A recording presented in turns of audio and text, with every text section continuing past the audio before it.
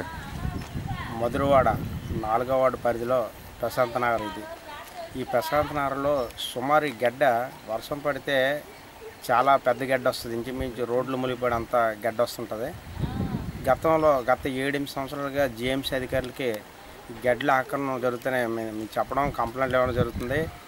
వాళ్ళు కూడా ఏదో కంప్లైంట్ వాళ్ళకి ఏదో పని లేక ఇస్తున్నారని చెప్పి తీసుకుంటున్నారు తప్పించి ఇంతవరకు దాఖలాలు ఒకడి మీదనే కేసు పెట్టి వాళ్ళ కోర్టుకి ప్రొడ్యూస్ చేసే ఇది కానీ ఈ కబ్జాదారులకి జిఎంసీ అధికారులు కానీ ఎంఆర్ఓ డిపార్ట్మెంట్ కానీ తొత్తులుగా ఉండే వాళ్ళకి అడుగులకు మడుగులు ఇచ్చి ఇంటి పన్ను వాళ్ళే వేసి కొలాయి వాళ్ళే వేసి 5,000 నుంచి 10,000 20,000 కూడా ఇంటి పన్ను వేస్తున్నారు. ఇంటి పన్ను వేసిన తర్వాత కరెంటు ఆటోమేటిక్గా ఇంటి పన్ను కాగితం ఉంటే ట్రాన్స్ఫార్మర్లు కరెంట్ ఇస్తున్నారు. శుభ్రంగా కబ్జాదారులు 100 గజాల నుంచి 50 గజాలు 70 గజాలు 200 గజాలు కబ్జా చేసి శుభ్రంగా అది అమ్ముకొని ఈ డబ్బులు పెట్టి ఇంకో 10 కబ్జాలు చేస్తున్నారు.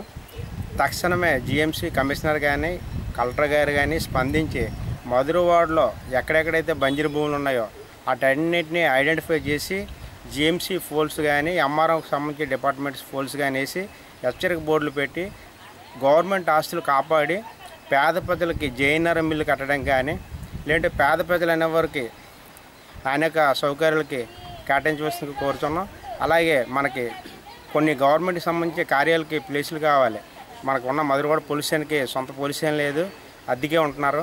ఆ పోలీస్ స్టేషన్కి సంబంధించి బోల్డ్ ప్లేసులు ఉన్నాయి. గవర్నమెంట్ ఎంత డబ్బు ఖర్చు పడుతుంది, మనకు సొంత పోలీస్ స్టేషన్ కూడా మధురవాడ లేదు. మధురవాడ పుట్టేటప్పుడు ఒక సంత ఉంది. ఆ సంత ఈరోజు 4 రోడ్స్ అయినా సరే ఆ సంత అక్కడే జరుగుతుంది. ఆ సంతలో శనివారం సాయంత్రం నుంచి రాత్రి 10-11 గంటలకు సంత జరుగుతుంటుంది. ఆ సంతలో చాలామంది ట్రాఫిక్ ఆంక్షలకు గురయ్యి చాలా ఇబ్బంది పడుతున్నారు. సంత పెట్టాలంటే మధురవాడలో చాలా ప్లేసులు బంజరు ప్లేసులు ఉన్నాయి. సంతకు కావాల్సే సరితగ్గట్టు ప్లేస్ ఉంది. ఆ సంత కూడా బయట ఎక్కడైనా సరే ఇటువంటి ప్లేసులన్నీ ఐడెంటిఫై చేసి సంత మార్చవలసిందిగా కోరుతున్నాం. ఈ ఆశీల పేరు చెప్పి వేలాది లక్షలాది రూపాయలు మధురవాడలో కలెక్ట్ చేస్తున్నారు కానీ వ్యాపారస్తులకి సరైన సంతకి సరిపడే ప్లేస్ కానీ మటన్ కొట్లు చికెన్ కొట్లకు కానీ సరిపడే ప్లేస్ చూపించడం కానీ అధికారికి లేదు. అధికారులు అందరూ కూడా వేలాది లక్షలాది రూపాయలు జీతం తీసుకుంటున్నారు తప్పించి చిత్తశుద్ధి ఎవరు కూడా పనిచేయట్లేదు. రాజకీయ నాయకులు అందరూ కూడా చర్యలు తీసుకొని మధురవాడలో సుమారు 60% 50% బంజరు భూములు ఉన్నాయి కాబట్టి ఈ బంజరు భూములు గవర్నమెంట్కి సంబంధించే సెక్టార్లకు ఉపయోగించవలసిందిగా కోరుచున్నాం. అలాగే పేద ప్రజలకి ఎవరికైనా సరే ఇల్లులు కావాలంటే ఇల్లు ఇవ్వాలనే ఐడెంటిఫై చేసి జేఎన్ఆర్ఎం ఇల్లు లేదంటే రాజగృహకల్ప ఇల్లు కట్టిస్తారు కదా, ఆ ఇల్లుకి ఈ ప్లేస్లో ఉపయోగిస్తే చాలా బాగుంటుంది.